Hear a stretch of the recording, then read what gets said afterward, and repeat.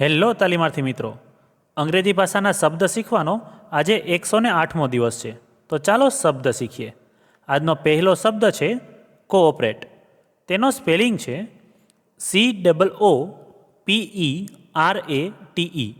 Cooperate એટલે સહકાર આપવો.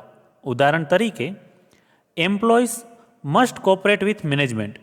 કર્મચારીઓએ વ્યવસ્થાપનનો સાથ આપવો જોઈએ. ત્યાર પછીનો શબ્દ છે પ્રોટેક્ટ.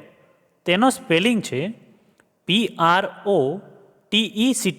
પ્રોટેક્ટ એટલે રક્ષણ કરવું. ઉદાહરણ તરીકે, હેલ્મેટ્સ પ્રોટેક્ટ રાઇડર્સ. હેલ્મેટ સવારી કરનારને રક્ષણ આપે છે. ત્યાર પછીનો શબ્દ છે યુનાઇટ.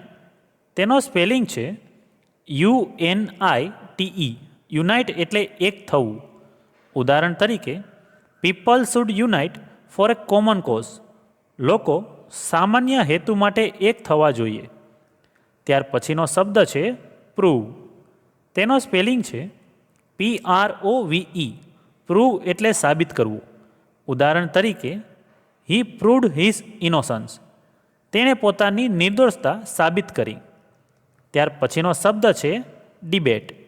તેનો સ્પેલિંગ છે DEBATE. ડિબેટ એટલે ચર્ચા કરવી. ઉદાહરણ તરીકે, the topic was debated in class. વર્ગમાં વિષય પર ચર્ચા થઈ.